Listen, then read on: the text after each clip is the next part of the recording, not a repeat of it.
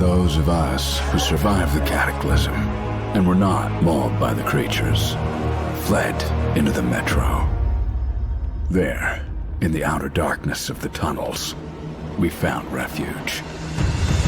And we will fight for our future until we die.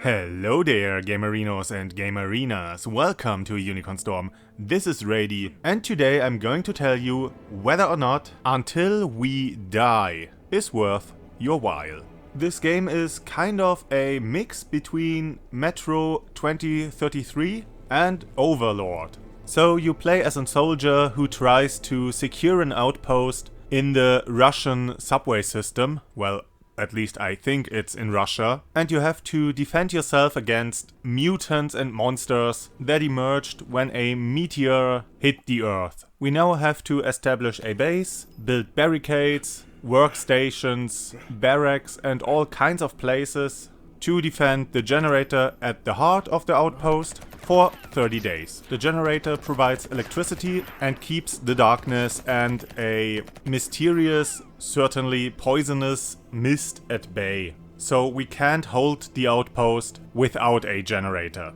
But every night, hordes of mutants attack and destroy everything we painstakingly built over the course of multiple days. And it's a lot of fun.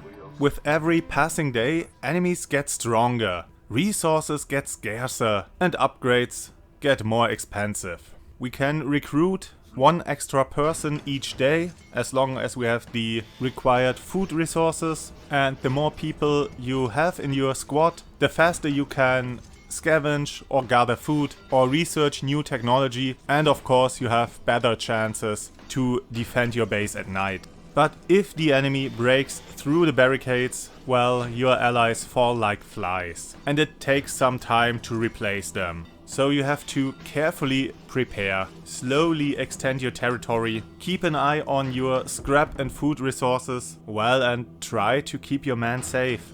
The game is a side-scrolling action game where you can walk or run or shoot your gun and give orders to the people in your active squad. You can order your squad to attack the enemy, but most of the time you want them to perform tasks at the base. At the start of the game, you only have untrained personnel. They can dig through debris to scavenge for scrap metal or gather food, and they can build and repair barricades and structures. And every time you build a new barricade, you extend your border and get access to new, let's call it, buildings. And after a while, you can open up a workshop where you can place one of your men to build equipment for the rest of your squad. Your first workshop will produce shovels, and when one of your men equips a shovel, he becomes Shovel Knight.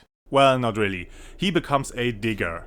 And diggers can gather food faster and use their shovels to destroy some kind of debris or some mutant breeding pods. You can also place them at a barricade as defenders where they poke all oncoming mutants with their shovels. A while later, you will be able to produce the science equipment to specialize your man in engineering. And your engineers can better repair your structures and also research new technologies like barbed wire and better barricades, or a bigger storage, or the ability to break down doors. During the day, you just run around in the subway station, collecting scrap metal, gathering food, building structures, and slowly exploring more and more of the tunnels. But when night falls, you have to go back to your base, deploy your man at the barricades, and just hope that the mutants don't break through your defenses. You can support your team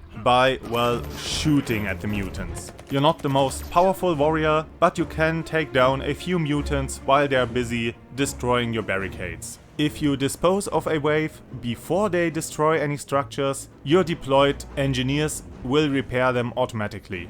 But sometimes there are just too many or too strong enemies, and your tiny barricades just won't be enough to stop them. So they break through, and it's very nice of the game that your deployed soldiers immediately fall back to the next barricade if the one they are standing behind is destroyed. So you don't need to constantly worry about your guys. Also, rebuilding a destroyed structure is way cheaper than building it from the ground up. You even get to keep your upgrades. So as long as you gather some scrap during the day and keep on your toes, you can rebuild everything that was destroyed in the night and maybe even extend further out. But be careful, the farther your borders are apart, the more you have to run between them to keep all the mutants at bay. Because even though you can build some pretty nasty stuff and your men are more than just cannon fodder, you are still the most competent soldier on the field. And if you can't stop the mutant menace, well, neither can your man. So far, I have a great time with this game. It's not too frantic, but it can be a bit stressful if the mutants attack in large numbers from both sides. And sometimes there isn't enough scrap for you to gather to replace your damaged barricades, or you just don't find enough food to recruit more men or activate resting spots. Still, it doesn't seem too unfair, and by playing long enough, you unlock permanent upgrades, like stronger barricades or better technology that you can use in future runs. There's only one big flaw with this game, and it's the save system. Well, the lack of a save system. A run can take quite a lot of time and you have no option to suspend your game. And well, same with Returnal, this kinda sucks. Because you might have a pretty good run going, but well, life gets in the way and you have to quit the game and then everything's lost.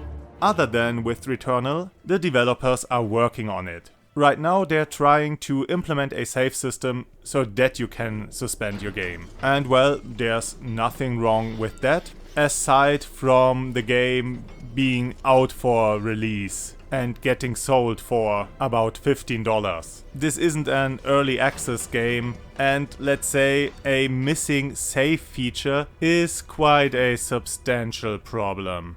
Maybe it would have been better to work on the game a bit more before release and to implement a save system before taking money for the game. Or maybe they didn't think we want to save our game. Maybe they thought, hey, it's a kinda roguelike, so it is expected that you just die or quit and start anew. But well, yeah, the runs are pretty long. It sucks, but yeah, it's not the most egregious thing. So aside from not being able to save the game, and I will wait until they implemented a save feature before I continue playing, but aside from that, I quite like the game. It's got a really neat pixel art that reminds me a bit of Metal Slug, and I enjoyed the light tactic survival gameplay loop.